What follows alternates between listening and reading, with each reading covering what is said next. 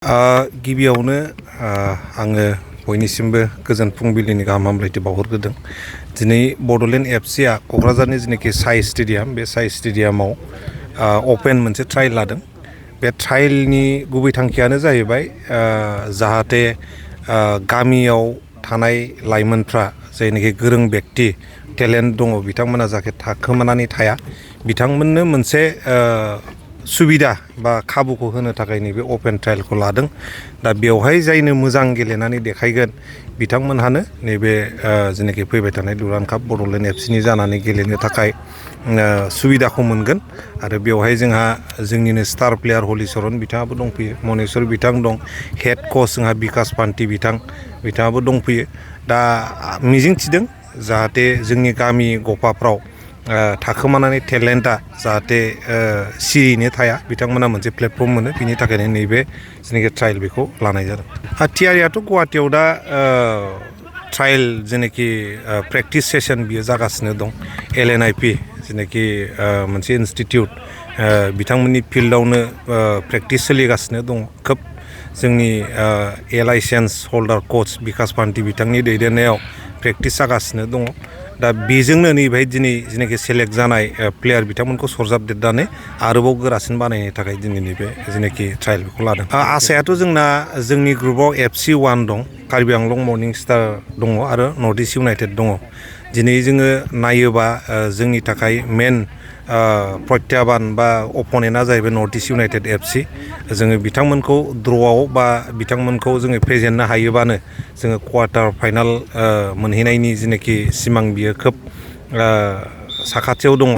आरो बिनि उनाव थांखियाथ' दङ ट्रफिखौ बोरैहाय जोङो लाबोनो हायो। मानो होनोबा देग्लाय जोंजों लोगोसे हलिचरन नार्जारी बिथाङाबो गेलेगोन। जोंनि हांख्रायनाय लेखा बिथाङा बड'लेण्डनि थाखाय खनसे गेलेनानै होनोसै होननानै बिथाङा दिनै आवगायबोदों। बिथांखौ जोङो धन्यबाद होदों, साबायखर बावदों।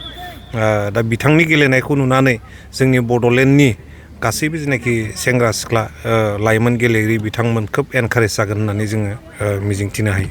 माब्ला गेलेजेनगोन बड'लेण्ड एफसि? फार्स्ट जोंना खेलाया जागोन 1 आगस्ट, 1 तारिख आगस्ट नर्थ इस्ट इउनाइटेड एफसिजोंनो खेलाया जागोरगोन। बिनि उनाव कार्बि आंलंजों दं आरो FC1 लादाखनिफ्राय मोनसे टिम दं। बड'लेण्ड एफसिनि बियोथ' मोनफा गभर्नमेन्टहा गावहा मोनसे गावनि मोनसे पलिसि थायो। दा बियो डिफारेन्ट मेटार, नाथाय प्लेयारफ्रा गेलेनांगौ जेरावखि जाया मानो। मोनसे क'क्राझाराव जाबाय थानांगौ, बावनो खुंबाय थानांगौ, बावनो गेलेबाय थानांगौ बेबो नङा। दा गुवाहाटियाव थांगोन, जोंनि प्लेयारफ्रा हरु हजाय स्टेडियामनि मोनसे एक्सप'जारखौ मोनगोन। गाबोन कलकातायावबो गेलेहैनांगोन, कलकातानि मोनसे स्टेडियामनि एक्सप'जारखौ मोननांगोन। दिल्लीयाव गेलेहैनांगोन, बिनि एक्सप'जारखौबो मोननांगोन। क'क्राझारावनो गेलेनानै जोंनि प्लेयारफ्रा पुरा मोनसे वर्ल्डआव बा इन्डियायाव नोङो फकास जागोन बे नङा। जोङो गुवाहाटियावबो गेलेनांगोन, एखमबा दिल्लीयावबो गेलेनांगोन, जोङो गवायावबो गेलेहैनांगोन। बेबायदि एक्सप'जार मोनोबा जोंनि प्लेयारफ्रा बांसिनसो थारमाने दावगानाया थारमाने फैगोन बा एक्सपिरियेन्सा जासिनगोन होननानै जों मिजिंथियो। आरो बियो मोजांबो मोनसे खाबु गुवाहाटियाव, मानो होनोबा जेनाखि हरु हजाय स्टेडियाम जोंनि प्लेयारफ्रा गेलेनोनो हानो नागिरा।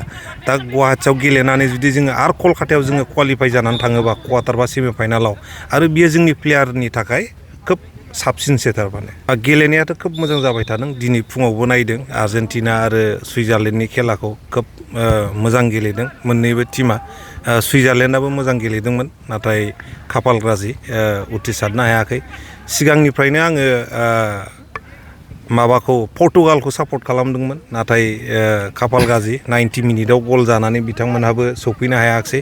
दा खिन्थु फाइनेलि आङो फ्रान्सखौ सापर्ट खालामदों। फ्रान्सआबो मोजां गेलेबाय थादों। इंलेन्डआबो गाज्रि नङा, खिन्थु इंलेन्डआबो मोजां टिम बानायदों। अनसायनायाथ' बड'लेण्डनि रायजो राजा बिथांमोना फुटबल मोजां मोनो। दा अनसायनाया जेब्लायबो थागोन। दा सनि लिभ आरो सनि स्पर्ट्स नेटवर्कआव लाइभ टेलिकास्ट जागोन। जोंनि बड'लेण्डनि रायजो राजा बिथांमोना बावबो नायनो हागोन। गुवाहाटियाथ' गोजानद्रायबो नङा, गुवाहाटियावथ' थांनानैबो नायनो हायो। दा आङो बिनि थाखायनो गासैबो रायजो राजा बिथांमोनखौ आङो खावलायदों। हलिचरन बिथांबो गेलेगोन, बिथांनि अनाराव, जोंनि टिमनि अनाराव खाथि खालानि जेसेबां रायजो राजा, बड'लेण्डनि जेसेबां रायजो राजा बिथांमोनहा हरु हजाय स्टेडियामाव फैनानै जुदि जोंनि टिमखौ सापर्ट खालामफैयोबा, बड'लेण्डनि टिमखौ सापर्ट खालामफैयोबा, जोंनि गेलेगिरि बिथांमोना खोब थारमाने एनकारेजमेन्ट मोनगोन। आङो रिकुवेस्ट खालामदों। आरो जाय बिथांमोना थांनो हायाखै बिथांमोनहा टिभियावबो नायनो हागोन।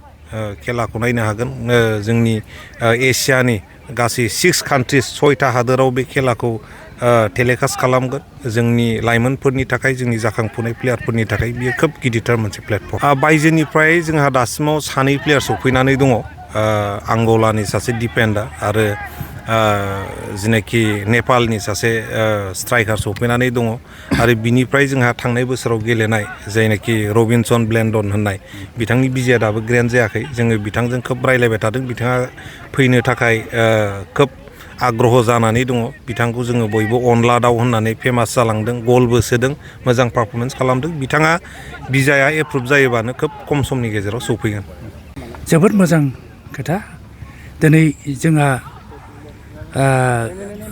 फैगौ दुरान्ड कापनि थाखाय बड'लेण्ड एफसिनिफ्राय जाय मासिगिरिफोर बिथांमोना जे दिनै बेवहाय ट्रायल मोनसे गुबुन गुबुन रायजोनिफ्रायबाबो नुजाफैदों बेवहाय दा गेलेनाया जागासिनो दं बेवहाय सेलेक्ट जागोन सेलेक्ट जानानै मोजां सेलेक्ट जायोब्ला जाहाथे बिसोरो फैगौ जानो गोनां दुरान्ड कापआव बिसोरो सुबिदा मोनगोन गेलेनो थाखाय आरो आंना बेनो मोनसे बुंनाय थारमाने जोंनाव खना गफा माखासे मोजां गेलेगिरिफोर थायो नाथाय बिसोरखौ नायसननाय जाया आरो जोंबो मोनथिया दा दिनैनि नैबे साइ स्टेडियामाव मा सोलिगासिनो दं बेवहाय बेनिफ्राय जाय बिथांमोनहा मोजां गेलेग्राखौ जाहाथे माने दिहुननानै फैगौ जानो गोनां दुरान्डआव जाहाथे मोजाङै बड'लेण्ड एफसिया मोजां देखायलांनो हायो बेखौनो आङो बयनिसिमबो खावलायो